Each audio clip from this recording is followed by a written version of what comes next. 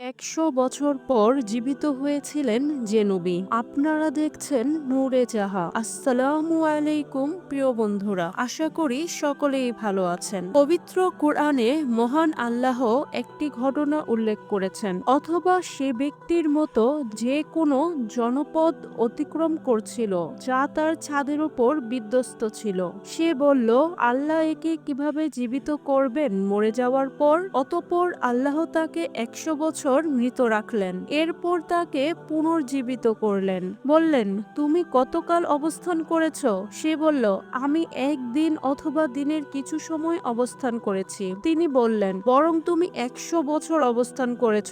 সুতরাং তুমি তোমার খাবার ও পানীয়ের দিকে তাকাও, সেটি পরিবর্তন হয়নি, এবং তুমি তাকাও তোমার গাধার দিকে, আর যাতে আমি তোমাকে মানুষের জন্য দৃষ্টান্ত বানাতে পারি, এবং তুমি তাকাও হাড়গুলোর দিকে, কিভাবে আমি তা সংযুক্ত করি, অতঃপর তাকে আবৃত করি গোস্ত দ্বারা। পরে যখন তার কাছে স্পষ্ট হলো, তখন সে বলল, আমি জানি নিশ্চয়ই আল্লাহ সবকিছুর উপর ক্ষমতাবান। সূরা বাকারা আয়াত নম্বর ২৫৯। ইসহাক ইবনে বিশর আব্দুল্লাহ ইবনে সালাম রাদিয়াল্লাহু আনহু থেকে বর্ণনা করেন যে, তিনি ছিলেন একজন জ্ঞানী ও পুণ্যবান লোক। একবার তিনি তার ক্ষেত খামার ও বাগবাগিচা দেখার জন্য ঘর থেকে বের হন। সেখান থেকে প্রত্যাবর্তনকালে দ্বিপ্রহরের সময় একটা বিধ্বস্ত বাড়িতে বিশ্রাম নেন। তার বাহন গাধার পিঠ থেকে নিচে অবতরণ করেন। তার সঙ্গে একটি ঝুড়িতে ছিল ডুমুর এবং অন্য একটি ঝুড়িতে ছিল আঙ্গুর। খাওয়ার উদ্দেশ্যে তিনি একটি পেয়ালায় আঙ্গুর ফল নিংড়ে রস বের করে এবং শুকনো রুটি তাতে ভিজিয়ে রাখেন। তিনি রুটিগুলো রসের ভেতরে ভালোভাবে ভিজলে খাবেন বলে কিছু সময় বিশ্রাম করতে থাকেন। এ অবস্থায় তিনি বিধ্বস্ত ঘরগুলোর দিকে খেয়াল করেন, যার অধিবাসীরা ধ্বংস হয়ে গেছে। সেখানে কিছু হাড় দেখতে পেয়ে তিনি মনে মনে ভাবেন, মৃত্যুর পর মহান আল্লাহ এগুলোকে কিভাবে জীবিত করবেন। মহান আল্লাহ যে মৃত্যুর পর জীবিত করতে সক্ষম, এতে তার কোনো সন্দেহ ছিল না। শুধু কৌতূহল ও বিস্ময় থেকে তিনি এমনটা ভেবেছিলেন। মহান আল্লাহ মৃত্যুর ফেরেশতা পাঠিয়ে দেন এবং তার রূহ কবজ করিয়ে নেন। তিনি তাকে ১০০ বছর পর্যন্ত মৃত্যু অবস্থায় রেখে দেন। ১০০ বছর পূর্ণ হলে আল্লাহ তাআলা তার কাছে ফেরেশতা পাঠান। ফেরেশতা এসে প্রথম তাকে তার অন্তর ও চোখগুলো জীবিত করেন, যাতে তিনি মহান আল্লাহ কর্তৃক মৃতকে জীবিত করার প্রক্রিয়াগুলো স্বচক্ষে দেখতে পান এবং অন্তরের মাধ্যমে উপলব্ধি করতে পান।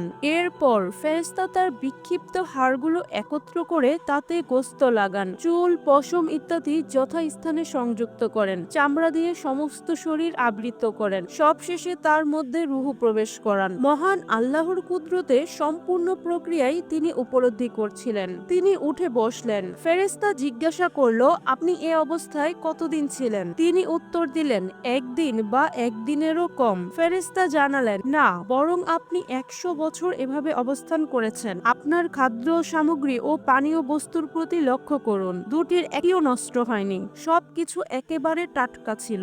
তিনি ফেরেশতার কথায় কিছুটা দ্বিধাদ্বন্দ্বে পড়ে যান। তাই ফেরেশতা তাকে বলেন, আপনি আমার কথায় সন্দেহ করছেন? তাহলে আপনার গাধাটির প্রতি লক্ষ্য করুন। তখন তিনি লক্ষ্য করে দেখেন, তার গাধাটি পচে গলে প্রায় নিশ্চিহ্ন হয়ে গেছে। হাড়গুলো পুরনো হয়ে যত্রতত্র বিক্ষিপ্ত হয়ে পড়ে রয়েছে। অতঃপর ফেরেশতা হাড়গুলোকে আহ্বান করলেন। সঙ্গে সঙ্গে হাড়গুলো চতুর্দিক থেকে এসে একত্রিত হয়ে গেল এবং ফেরেশতা সেগুলো পরস্পরের সঙ্গে সংযুক্ত করে দিলেন। তারপর ফেরেশতা উক্ত কঙ্কালের রগ, শিরা, উপশিরা সংযোজন করেছেন, গোস্ত দ্বারা আচ্ছাদিত করে তাকে চামড়া ও পশম দ্বারা আবৃত করেন, সবশেষে তার মধ্যে রূহ প্রবেশ করান। ফলে গাধাটি মাথা ও কান খাড়া করে দাঁড়ালো এবং কিয়ামত আরম্ভ হয়েছে ভেবে চিৎকার করতে লাগলো। এভাবেই মহান আল্লাহ তাআলা তাকে দুনিয়াতেই মৃতকে জীবিত করার প্রক্রিয়া দেখিয়ে দিলেন। প্রিয় বন্ধুরা, এবং আল্লাহ তাআলা রাব্বুল আলামিন যে নবীকে ১০০ বছর মৃত অবস্থায় রেখে পুনরায় জীবন দান করেছিলেন,